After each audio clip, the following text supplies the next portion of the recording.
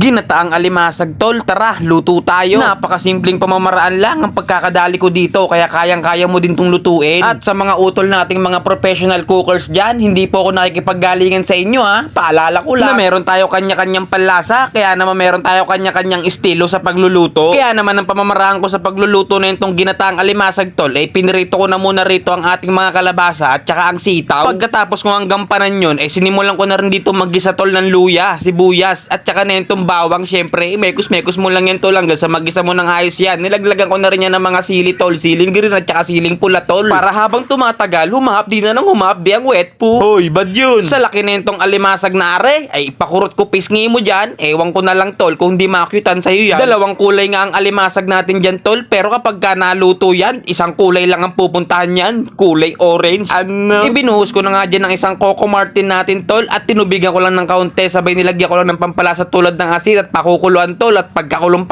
tol, ganyan lang ang itsura niyan tol. Sabi ko sa'yo, kulay orange yan Tinapunan ko na nga din to ng mga isang sandok na patis tol, tsaka ko to binagsak to mga kalabasa natin tol, at ibubuhos ko na rin tong pangalawang Coco Martin natin tol. Syempre, tinubigan ko pa ng kaunti bago takpan para mabisang mabisa. Pagkakulo tol, hindi ko na rin pinatagal, inihulog ko na rin tong sitaw at kinalat ko lang tol para maluto lahat yan. Syempre, nagad na lang ulit ako ng isang sandok na patis tol para malasang malasa talaga. Ay talaga namang kada bukas, talaga namang napagkabangaw nakakagutom na Kaya itinaktak ko na tong malunggay, ang huling sahog natin tol. Balik ta rin na lang natin yan tol, at isang kuluan na lang magaganap dyan. Luto na yan tol. Tignan mo naman kung gaano kasarap yan. Talaga naman solid naman yan Ay paalala lang sa mga may high blood, huwag sosobra sa gabi ha. Baka bigla mong makausap si Doc. Laglagan ko pa rin ng mga siling labuyo tol. Ay talaga naman, tignan mo naman ang itsura niyan tol. Ewan ko na lang tol kung hindi ka pa gumanap dyan.